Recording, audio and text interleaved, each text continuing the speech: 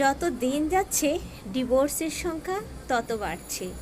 বর্তমান যুগে যেন ডিভোর্স একটা ট্রেন্ড হয়ে দাঁড়িয়েছে, অথচ আমাদের আগেরকার মানুষেরা ডিভোর্স কথাটা শুনলে 100 বার পিছাতো, ভয় পেত, লজ্জা পেত। কিন্তু ভয় লজ্জা এখন বালাইশর, ডিভোর্স যেন খুবই স্বাভাবিক একটা ব্যাপার হয়ে গিয়েছে, যেখানে বিয়ে করাটাই হয়ে গিয়েছে অস্বাভাবিক। কেন বলুন তো, কেন দিন দিন এভাবে ডিভোর্সের পরিমাণ বাড়ছে? তার একটা কারণ আমি বলি, এই যে সম অধিকার বলে আমরা চিল্লাই, এটা কিন্তু অন্যতম একটা প্রধান কারণ বর্তমানে এত বেশি ডিভোর্স হওয়ার জন্য। নারী কিংবা পুরুষ সবাই আমরা চাই সম অধিকার পেতে। সংসারের ক্ষেত্রে আপনি চিন্তা করুন, একজনের 50% দিলে আমরা অপরজন থেকে 50% চাই, কিন্তু একজনে যখন 70% দিবে, বাকি অন্যজন যখন 30% দিবে, সেটা আমরা কোনোভাবে মেনে নিতে পারি না। তখন আমরা একে অপরের প্রতিদ্বন্দ্বী হয়ে যাই। স্বামী স্ত্রী যখন একে অপরের প্রতিদ্বন্দ্বী হয়ে পড়বে, দিনের পর দিন যখন একে অপরকে দোষারোপ করতে থাকবে ছোটোখাটো বিষয়গুলো নিয়ে, তখনই ঝগড়া অশান্তি শুরু হবে। একদিন, দুদিন, মাস, বছর যেতে যেতে সেই সম্পর্কটা হয়ে যাবে বিষের মতো। এতদিনের ভালোবাসার মানুষটাকে তখন অসহ্য লাগবে। লাগাটা কি স্বাভাবিক নয়? অবশ্যই স্বাভাবিক। অথচ কেউ 40% দিলে কেউ 60% দিবে, কেউ বা 50% দিবে, কেউ বা 60% দিবে, অপরপক্ষ 40% দিবে। এভাবেই কিন্তু সংসার চলে আসবে, এটাই সংসারের নিয়ম।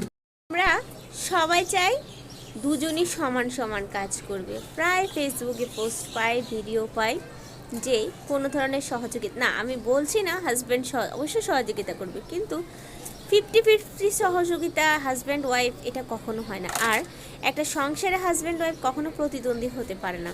একে অপরের সহযোগী হয়ে তারা সারা জীবন একসাথে থাকার জন্য অঙ্গীকারবদ্ধ হয়। তখন সেখানে যখন আমরা একে অপরকে প্রতিদ্বন্দ্বী বা প্রতিযোগী ভাববো, সমস্যাটা শুরু হয় তখনই। আর এই কারণে ওই সম্পর্কটা থেকে আমাদের বিশ্বাস উঠে যায়, সম্পর্কটা হয়ে যায় খুবই একটা বিরক্তিকর। দিনের পর দিন ভালো স্বামী কিংবা ভালো স্ত্রী মানে সংসারে 50-50 দিচ্ছে এমনটা কিন্তু নয়, সবাই সবটা পারেও না। তাই আপনার পাশের জনকে কখনো আপনার প্রতিদ্বন্দ্বী কিংবা প্রতিযোগী না ভেবে আপনার ভালোবাসার মানুষ ভাবুন।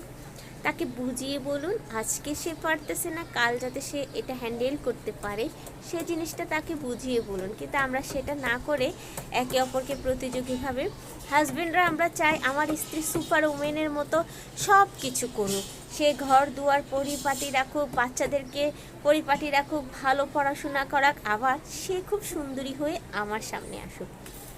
আবার আমরা ওয়াইফরা চাই হাজব্যান্ডরা কোটি কোটি টাকা ইনকাম করুক, গাড়ি বাড়ি টাকা পয়সা সব আমাকে দিক, আবার বাসায় এসে সে আমাকে হেল্প করুক। এটা না আসলে কখনো সম্ভব না। তাই দুজনকেই দুইজনের জায়গায় দাঁড়িয়ে থেকে একটু ছাড় দিতে হবে। একটু ছাড় দিলে যদি আপনার সম্পর্কটা ভালো থাকে, দুজনের প্রতি দুজনের সম্মান থাকে, ভালোবাসা থাকে, তাহলে সমস্যাটা কোথায়? ওই যে বললাম, সমস্যাটা হচ্ছে 60% আর 40%-এ। আশা করি আমার কথাগুলো আপনারা বুঝতে পেরেছেন। ভিডিওটি কেমন লেগেছে জানাতে কিন্তু ভুলবেন না।